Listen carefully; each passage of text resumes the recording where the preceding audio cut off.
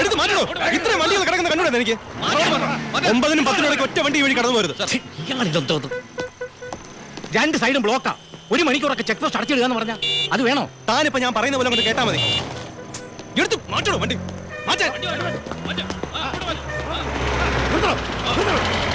ചേട്ടനും അനിയനും തമ്മിലുള്ള വാശിക്ക് ഈ പ്രഹസനം കഷ്ടമാണ് സാർ. SP യുടെ ഓർഡർ അനുസരിക്കാതെ പറ്റൂ. സാർ ഒരു കോളുണ്ട്. ആരാടോ? SP ആണ് സാർ.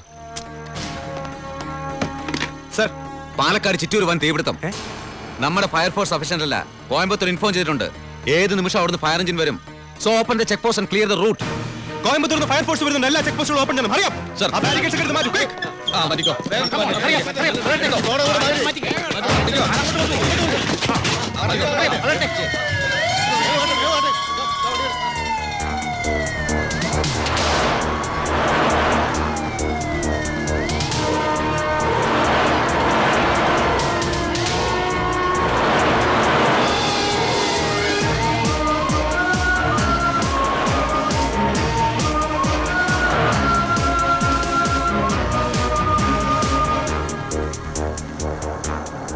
താക്കണോ?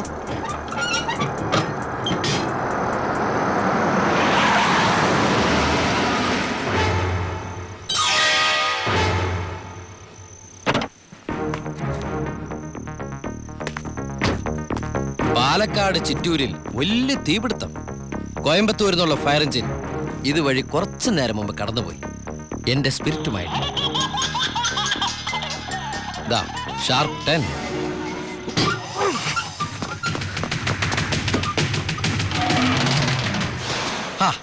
വിഡിത്തം കാണിക്കല്ലേ ബാലി സാറേ.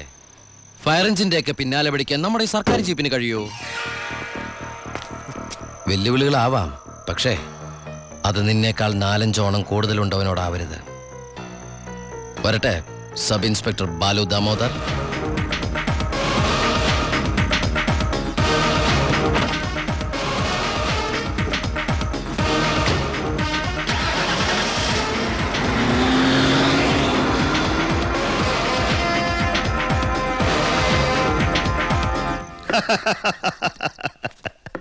ഇന്നാണ് എൻ്റെ ജീവിതത്തിലെ ഏറ്റവും സന്തോഷമുള്ള ദിവസം. അവൻ തോക്കണം. തോറ്റു തൊപ്പിയിടണം. അവസാനം ആ തൊപ്പി വലിച്ചെറിഞ്ഞ് മുട്ടുമടക്കണം. ശിവ, നീ എന്താ ഒരു സന്തോഷമില്ലാതിരിക്കുന്നേ?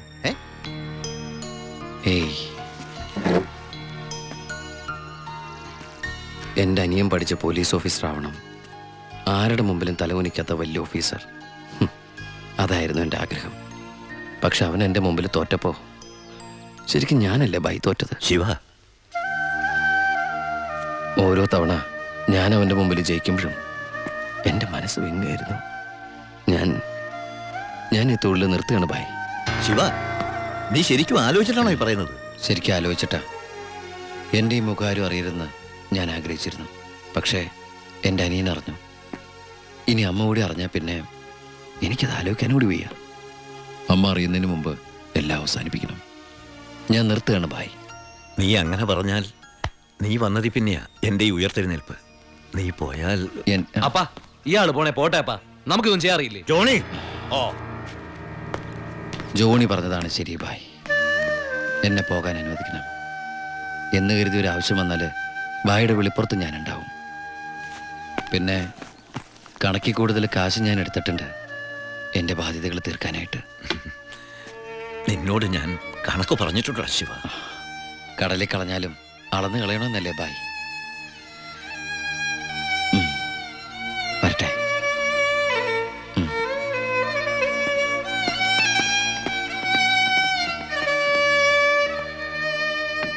ഇപ്പോഴാ നീ ഒരു ആൺകുട്ടിയാണെന്ന് എനിക്ക് തോന്നിയത്. അച്ഛന്റെ കടങ്ങളെല്ലാം വീട്ടി. ഇനി നിനക്ക് ഈ നാട്ടിൽ നെഞ്ച് വിരിച്ച് നടക്കാം. ഇത് നിന്റെ വസ്തുവിന്റെ പ്രമാണം ഒറിജിനൽ. ഇത് ഈ വസ്തു എനിക്ക് തീരെഴുതി തന്ന പ്രമാണം. ഇതൊരു ഉറപ്പിന് വേണ്ടി നിന്റെ അമ്മയുടെ ഞാൻ ഒപ്പിട്ട് മേടിച്ച ബ്ലാങ്ക് പേപ്പറും ചെക്കും. ഇനി എന്നാത്തിനാ നിന്റെ കണ്ണു നിറയുന്നേ? ഇത് തിരിച്ചിട്ടാൻ വേണ്ടി ഞാൻ ഒരുപാട് അനുഭവിച്ചേ. ഇപ്പൊ സന്തോഷമായില്ലയോ? സത്യത്തിൽ നിന്റെ വീടും പറമ്പും എന്റേതാകുമെന്ന് പ്രതീക്ഷിച്ച് എന്റെ ഭാര്യ ശോശാമ്മ സ്വപ്നം കണ്ട് കഴിയായിരുന്നു. സാരമില്ല, ഞാൻ അവളെ പറഞ്ഞ് മനസ്സിലായിക്കൊള്ളാം. ആവശ്യം വരുമ്പോ നീ വീണ്ടും എന്റെ അടുത്ത് വരുമെന്ന്. ഈ എലുമ്പനം തന്നെ എന്റെ ബാക്കി നിൽക്കുന്നേ. അന്ന് വന്നപ്പോ പറഞ്ഞില്ലേ ഫ്രണ്ടിൽ കയറി നിൽക്കരുതെന്ന്. അങ്ങോട്ട് മാറിയുന്നേ, ഇത് പണം വെക്കുന്ന സേഫാ. അയ്യോ കുറച്ച് നേരത്തെ പറയായിരുന്നില്ലേ? എല്ലാം കറക്റ്റ് അല്ലയോ? ഒന്നും ബാക്കിയില്ലല്ലോ. അല്ല, എന്തോ ഒന്നും മറന്ന പോലെ. എനിക്കുള്ളതാണോ? അതെ. എനിക്ക് വേഗം തന്നോ, മറക്കണ്ട. തന്നെ ഇപ്പോഴെനിക്ക് സമാധാനായത്. പലിശ പലിശ പലിശ. അപ്പൊ എല്ലാം സെറ്റിൽ ആയില്ലേ? അല്ല, കറിയാച്ചിന് ഞാൻ തന്നത് തിരിച്ചു തരാൻ തോന്നുന്നുണ്ടോ? ഇല്ല, ആ വാങ്ങിച്ചേ ശീലമുള്ളൂ, കൊടുത്ത് ശീലമില്ല. ആ അപ്പൊ എല്ലാം പറഞ്ഞ പോലെ നമുക്ക് പിന്നെ കാണാം. ഇങ്ങനെ കാണാനാണ്, ഇനി കാണണമെന്നില്ല. അതൊക്കെ അറിയാച്ചാ. ഇതെന്നാ ചുമ്മാ ഒരു രസത്തിന് രണ്ടടിച്ച ഒന്ന് ഫ്രീ. ഇവിടെ നടന്നത് പുറത്താരോടും പറയണ്ട. പലിശ തവണകളായിട്ട് അടച്ചു തീർക്കേണ്ടവർ ഇതുപോലെ അടിച്ചു തീർക്കും. ഇന്നത്തെ ഇൻട്രസ്റ്റ് എല്ലാം പോയി. കർത്താവേ, തിരുവനന്തപുരത്ത് നിന്ന് വാളയാർ വരെ ഒരു ദിവസത്തെ യാത്രയാ. എന്നാലും വരാതിരിക്കാൻ പറ്റുമോ? പ്രത്യേകിച്ച് ഉണ്ണി വന്നു എന്നറിഞ്ഞപ്പോ. ഇനി കാര്യങ്ങളൊക്കെ തീരുമാനിച്ച് ആ ചടങ്ങ് അങ്ങ് നടത്തണം. അതെ അതെ, കല്യാണം കഴിക്കാതെ ചെറുക്കന് പെണ്ണ് ഒരു വീട്ടിൽ താമസിക്കാന്ന് പറഞ്ഞ നാണക്കേടല്ലേ? അല്ല, ദുബായ്ക്കാരൻ എന്തിയെ?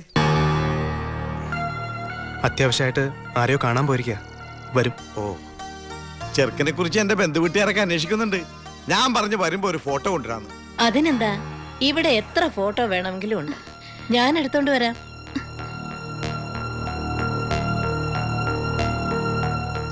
അമ്മേ, ഫോട്ടോ ഒന്നും കൊടുത്തു വിടണ്ടമ്മേ. അതെന്താ? ചെറിയമ്മ ഓരോ കുറ്റവും കുറവൊക്കെ പറഞ്ഞു തുടങ്ങിയ. ഓഹോ, എനിക്ക് വേണ്ട, കൊടുക്കണ്ട. ദാ എന്റെ ഉണ്ണിയന്റെ ഫോട്ടോ. ഇത് പരമശിവല്ലേ? പരമശിവോ? ഇതെന്റെ ഉണ്ണിയേട്ടനാ. 4 കൊല്ലം സെൻട്രൽ ജയിലിൽ കിടന്ന പരമശിവത്തെ എനിക്കറിയില്ലേ? വെറുതെ അല്ല 10 കാശ് സ്ത്രീധനം വേണ്ടെന്ന് പറഞ്ഞ് ഗോപിയെ പിടിച്ചവിടെ നിർത്തിയത്. കൊലയാളിക്ക് വേറെ ആര് പെണ്ണു കൊടുക്കാനാ? എന്തൊക്കെയാണോ ഈ പറയുന്നത്? ഇത് ദിവാകരൻ ഉദ്ദേശിക്കുന്ന ആളല്ല. അതെ, വീട്ടിൽ കയറി വന്ന് എന്റെ ഉണ്ണിയെ കുറിച്ച് അനാവശ്യം പറഞ്ഞാലുണ്ടല്ലോ. തർക്കിക്കണ്ടമ്മേ, ശരിയാ. മോനെ, ദുബായ് നിന്നും പറഞ്ഞ് നമ്മളെയൊക്കെ പറഞ്ഞ് പറ്റിക്കായിരുന്നു അമ്മ ഏട്ടൻ. അയ്യോ,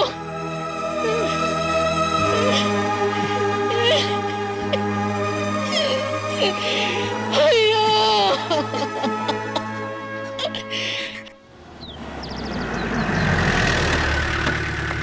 അമ്മേ, അമ്മേ, ഇവിടെ എടുക്ക. ആ കറിയാച്ചിന് കൊടുക്കാനുള്ള കാശ് മുഴുവൻ ഞാൻ കൊടുത്തു തീർത്തമ്മേ. ഇനി എന്റെ അമ്മയുടെ പേരിൽ ഒരു ബാധ്യതയില്ല. ദാ നമ്മുടെ തറവാടിന്റെ ആധാരം കണ്ട. എന്താ ഭാരതിയമ്മയ്ക്ക് സന്തോഷായില്ലേ? നീയാണോടാ പരമശിവം?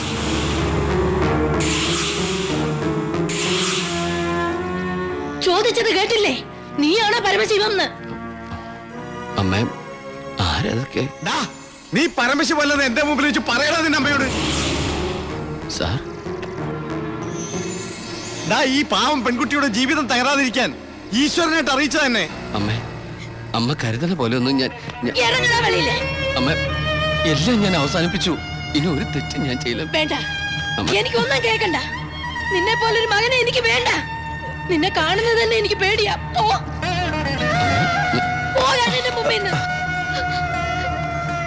ഗോപിയെ, എടുക്കടി നിന്റെ ബാഗ് സാധനമൊക്കെ. നിങ്ങളൊക്കെ കൂടി നശിപ്പിച്ചത് ഈ പെൺകുട്ടിയുടെ ജീവിത. ഇനി ആര് കെട്ടുള്ളേ? അവള് വരുന്നില്ല. ഗോപിക എന്റെ മോനെ കൊണ്ട് കെട്ടിച്ചോളാമെന്നാണ് ഞാൻ നിങ്ങളോട് വാക്ക് പറഞ്ഞത്. അത് തന്നെ നടക്കും. എനിക്ക് ആ മക്കള് 2. അമ്മേ,